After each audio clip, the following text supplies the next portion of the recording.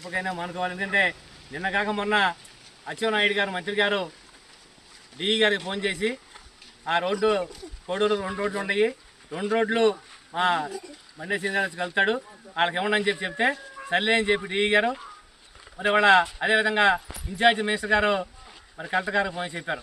ఆయన కూడా చెప్పాడు మరి 50% ఇవ్వాల్సిన బాధ్యత మాకు ఉంది కాబట్టి ఆ 2 రోడ్లు చెర రోడ్డు చేసుకోమని చెప్పి ఆయన చెప్తే ఇవాళ ఎమ్మెల్యే గారు కావాలని చెప్పి ఈ మండలంలో తెలుగుదేశం పార్టీని లేకుండా చేయాలి, తెలుగుదేశం పార్టీని భూస్థాపితం చేయాలి, బండి శ్రీనివాస్ ఎవడో ఉంటాకి వెళ్ళే జనం మీ అందరిని ఇబ్బంది పెడతాను అని చెప్పని చెప్పడం జరుగుతుంది. దీనికి ఉదాహరణే గత నీటి సంఘం ఎన్నికల్లో మరి తెలుగుదేశం పార్టీ వాళ్ళందరినీ తీసుకుని మరి వాళ్ళ ఆయన నీటి సంఘం పదలవడం జరిగింది.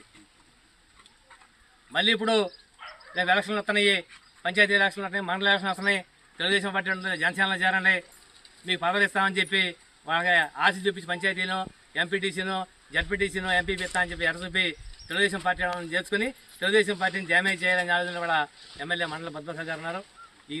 ఈ సిస్టమ్ మానుకోవాల్సిన అవసరం ఉంది. ఇప్పటికైనా ప్రభుత్వం తెలుగుదేశం పార్టీ చంద్రబాబు నాయుడు గారు అదేవిధంగా లోకేష్ గారు పవన్ కళ్యాణ్ గారు ముగ్గురు ఆలోచన చేయాలి.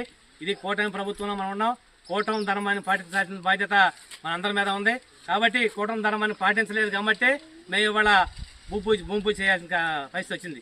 మీరు కూటమి ధర్మాన్ని పాటించి మాట్లాడి మరి కూర్చుని మిగిది మాకిది అని చెప్పి చేసుకోవాల్సిన బాధ్యత చేయాల్సిన బాధ్యత ఎమ్మెల్యే గారిది. ఎమ్మెల్యే గారు అది పట్టించుకోకుండా కావాలని చెప్పి ఒంటెత్తు పోతున్నాడు. అది పద్ధతి కాదు. ఇప్పటికైనా మానుకొని మీరు చేయాల్సిన బాధ్యత 6 మండలాల్లో తెలుగుదేశం పార్టీ వాళ్ళు ఉన్నారు, వాళ్ళు పంచాయతీ డిఈ అవ్వచ్చు, డిఈ ఎవరికి సంబంధం లేకుండా వాళ్ళ పొద్దున్నే లేచి వెళ్ళిపోయి ఎమ్మెల్యే గారు కూర్చుని ఎమ్మెల్యే గారు ఏం చెప్తే చేయటం కాదు. మండలాలు ఉన్నాయి, మండలంలో జనసేన పార్టీ అధ్యక్షుడు ఉంటాడు, అదేవిధంగా బీజేపీ అధ్యక్షుడు ఉంటాడు, తెలుగుదేశం పార్టీ అధ్యక్షుడు ఉంటాడు.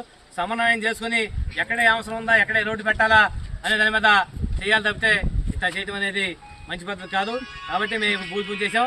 ఈ రోడ్డు మా మంత్రి గారు కానీ జిల్లా పార్టీ అధ్యక్షుడు అందరు కలిసి చెప్పారు భూమి పూజ చేయమని. మేము వాళ్ళకి ఇన్ఛార్జ్ మినిస్టర్ గారు అయితే మొన్న చేయమని, లేకపోతే 2 రోజులు ఆగి చూద్దామని చెప్పి ఆగాము. మరి వాళ్ళ పొద్దున్నే కూడా మరి వాళ్ళ సుభాష్ గారితో మాట్లాడటం జరిగింది. కాబట్టి తెలుగుదేశం పార్టీ ఆదేశాల ప్రకారమే ఇక్కడ మేము